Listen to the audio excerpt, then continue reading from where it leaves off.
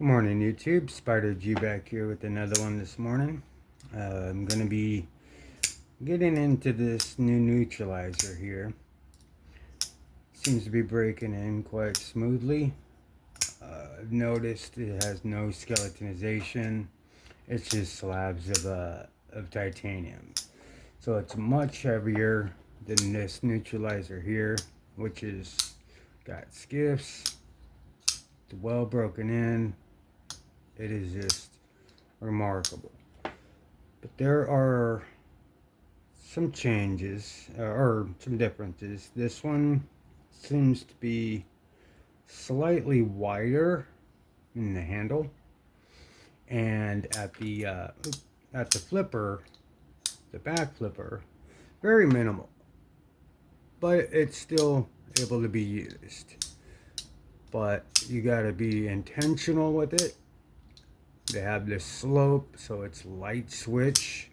You can't, it doesn't have any jimping, but I had spoke about something about this flipper tab, how they could put a little hook at the end or make it go straighter up or somewhere where you could kind of catch it.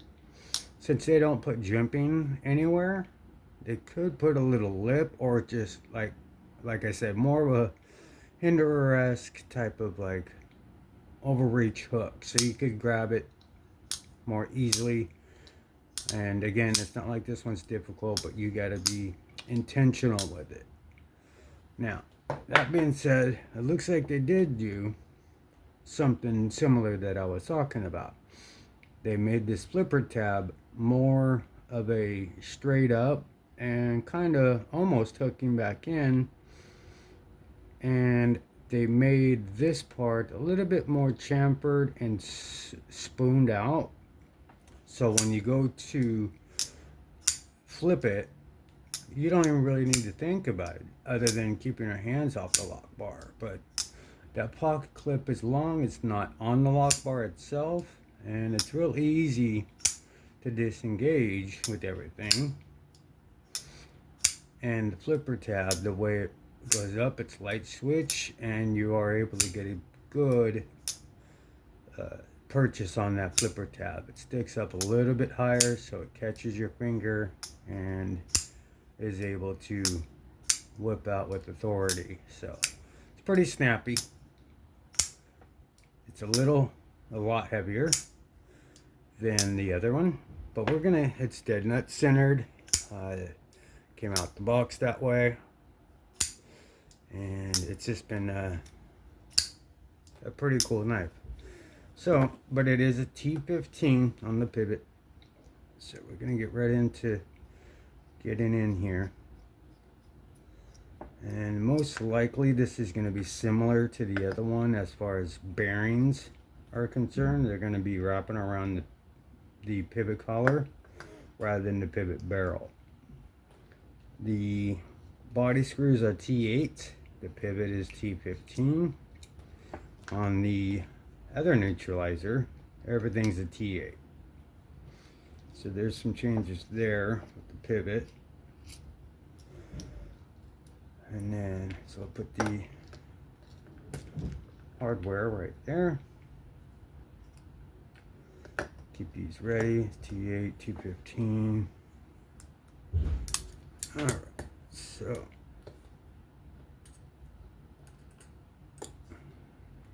let's go ahead and try to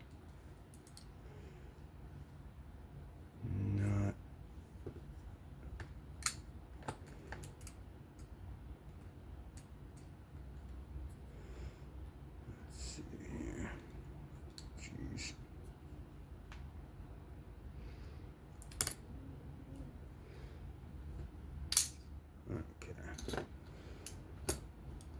kind of had it at an angle there. Let's clean off the interior. Okay, so the bearings, yeah, it's what I thought it was gonna be. These bearings are based upon, the size is based upon the pivot. or the collar, not the actual pivot barrel. If you do the pivot barrel, you'll see how it's much more, it doesn't hug, it doesn't do anything, it just rolls around inside the cutout there. But what I did notice right off the bat is these particular bearings are almost, it seems like they're almost getting better at their Chinese style skiffs. These ball bearings seem to, oh, this just lets you know this screws in on both sides. So you might want to Loctite one side, but that's up to you. Let's put this pivot back in, so that way I want to see something here. So if I was to, there's the lock bar insert, the over travel stop, the detent ball is set pretty good. Now if I was to pop this pivot back out real quick, it should be, yeah, 6mm on the pivot, or on the circumference there, and then it's 1/16 bearings, and it looks like they're sort of barely fitting in there like skiffs. So it's pretty close to skiffs. These ball bearings seem to be larger than the ones you normally get, and they're rolling around pretty good. So I don't think I really need actual skiffs for this one. The other thing that I noticed is they actually engraved, let me see if I can turn this slide on real quick. They engraved Utzler Neutralizer. I could have done without that, but whatever. I mean, this just, the only thing that concerns me with that is they're trying to get like exact, and this is unnecessary to actually put the designer's name and all that. I mean, that's actual counterfeit stuff right there. The other one doesn't have it, it's just skeletonized, and you know, the only part is from the EK there, or the little emblem there. Now, am I gonna see it? No, I don't really care for it, but I know this does give the people that do try to sell these on the secondary as the real thing, this could confuse somebody and actually sell it, and they could pay, you know, $1,000 plus for this knife when it only cost maybe $100 or something. So I could do without the name brand being put on there. Just clone it, you know, sterilized, and just make it as it is. Back in the day, you used to be able to request logos or non-logos, and I would try to, you know, where there would be the option for that, which would be to request no logos, just straight up, you know, clone. Now, nothing we could really do these days, because they know that there's a market of shady people out there that will try to sell this as the real thing. I do not subscribe to that one bit. If it is sold, it's to another clone collector, or, you know, someone who actually knows and wants to clone, if I don't want it. So it's not something, even if you were to put it online, you know, at a site, letting people know that it's a clone, I still kind of find that tacky in itself, even though you are disclosing that this is a clone. I mean, pretty, I see them on blade bins, is basically what I'm talking about. And no shade to those people, because it doesn't look like they're trying to gouge. It's just what they paid for it.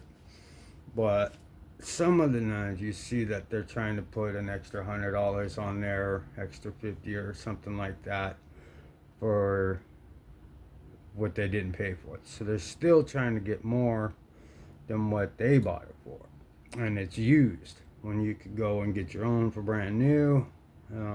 But I guess, and that way you wouldn't have to wait several weeks for the shipping to get to you. But I'd rather wait than to actually buy one of these clones online or whatever. I mean, on a site, because you never know. Because there's always like something you do to kind of make it your knife, and you may not want to do that. You may not want that particular modification to happen. So just buyer beware when it comes to these actual counterfeits. It's a high quality build, but when you kind of go and put the name on the actual, when it's like that, that's kind of going a step too far, in my opinion, because it does give people the ability to, at first glance, they like it works well, it's a well built knife, and it's pretty close to the real thing, but it's not the real thing. So there's subtle differences, but once you start engraving the name and stuff like that, it can confuse the people that really want these as grails, the real ones. So it kind of gives the vibe that that's what they're kind of marketing to, which I'm not a big fan of at all. But I'm a big fan of the knives, other than the branding on being super counterfeit. I like the heat treated blades, and as close as I can get to the real thing. It's great. Price, the value what you get is great. Alright, so I just wanted to see the bearings, lube it up, and clean the interior with this, and kind of see what the bearings are. A 6mm 1/16 bearings, single row, does not go around the pivot barrel, it goes around the circumference of inside of this pivot collar type of deal. So, and it's stone wash, not like a vapor or glass or like a bee blast on the other one. Hands are slippery. That was my fault on the fail, but you could tell. Let's put some pressure, let that heavy break through.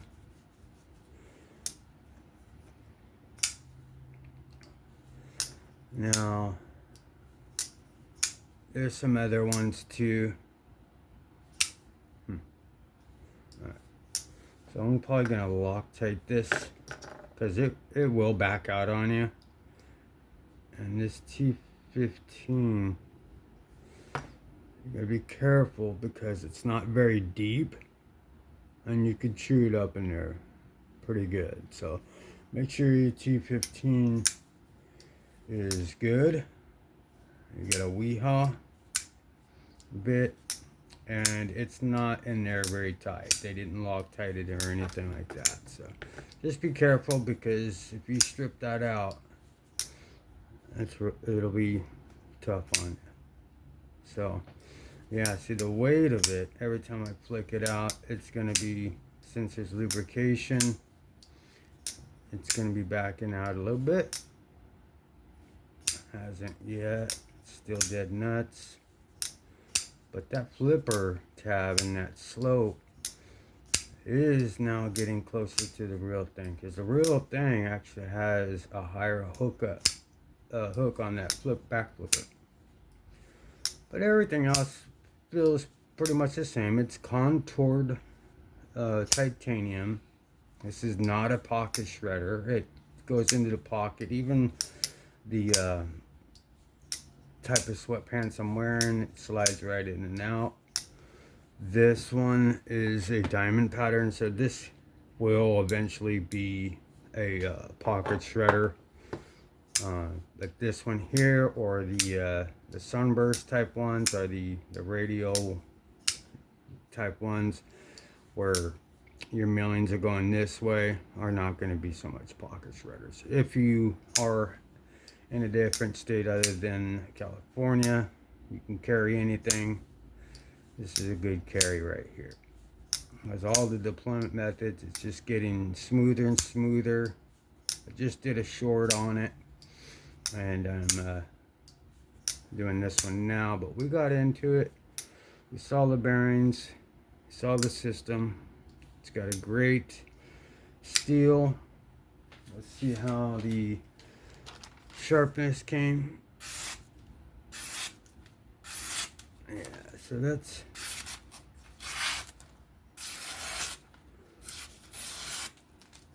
that's pretty good. Right out of the box, it's pretty good. That's how it was. And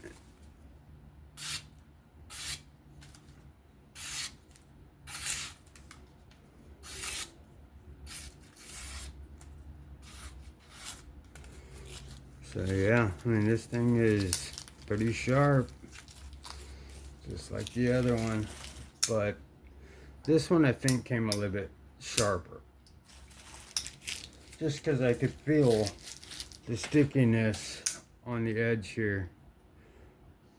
I could feel it, but it seems more of a belt sharpening. Same with the other one, but it kind of, I don't know, I may be tripping. I'm just,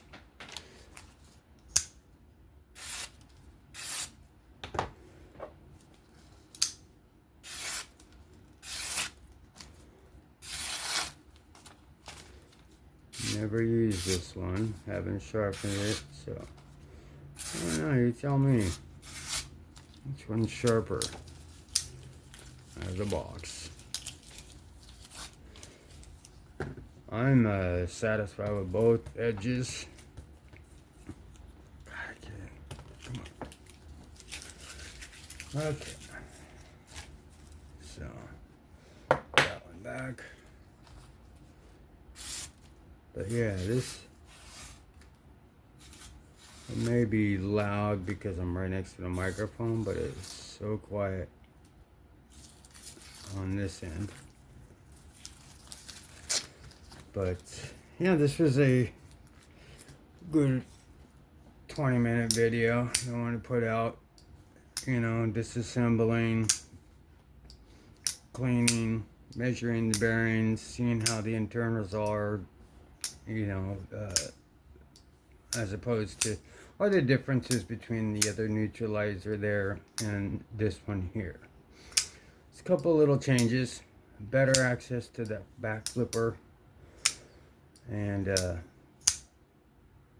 could have been skeletonized, or you know, weight relieved a little bit, or any type would have been great. It's not extremely heavier than the other one, but there is quite a difference in weight. But so this one, as not being a pocket shredder, is heavier, but if you like the bigger knives like that with those type of clips, this would be a good pocket one. This one is lighter, still is beautiful. See, like, it's very minimal to flipper tab, so you gotta really mean to want to flip it. This one you just catch because the flipper tab is up higher, the slope is deeper, and it's light switch. But as it breaks in, it's going well. Still dead nut centered, and that's a great premium quality clone there. I don't really condone too much of the branding on it. like this protein here, right? There's nothing. It doesn't have blade steel or anything. We all know it's a Prince Custom type of a knife, but it's a clone. That's what I would rather have. The Rosie has the Oz machine there, 2451. This FSD has 83 over 154 number. I mean, I don't really think all that's necessary. Just build a knife and leave it sterile. And like I said, back in the day, you used to have a choice to ask them, do you want branding or do you want it sterile? And I would try to ask for the sterile every time, but when the ones that I did get with that, they weren't as good. So I was kind of had to buy the ones with the branding on it in order to get a good quality knife, because the steel was always crap for the longest time, and now they're starting to do good heat treats on their 154, their M390s, and their VG10s on that FSD there. And this is a great knife. So I've been flicking it over and over to see if it's backing out. It is backing out, but it's still centered. So I guess what we got here, I'm gonna go ahead, put a little bit of Loctite. Gotta get some more Loctite. I'm almost done with this paste kind, but not gonna put too much, just enough to get in them threads and lock it up or keep it from backing out. And then, like I said, a good little trick to speed up the process is you could put it in a Ziploc bag, and then if you got an extra silica packet, you could put that in the bag with the knife so it keeps any moisture out of it. But in the freezer, oops, I think I overturned it. Back it out a bit. But yeah, you could put it in the freezer for, I mean, really just enough to harden the Loctite, and then bring it out. Don't start flicking it right away, because it'll be kind of icy and it could crack and just you'll have to start all over. But the silica packet keeps the moisture out, and then the coldness of that freezer will help solidify that Loctite, especially on the liquid. This paste kind, it'll work too, but when you have the liquid, it freezes, and when it does, it's in the threads. This is kind of globbed on there, so it could break, not break, but the Loctite could break loose. So I'll be doing that. Put it in a bag with one of my silica packets, keep it moisturized, or keep the moisturizing out. And this should, I wouldn't have to wait 2 days or 24 hours to use it.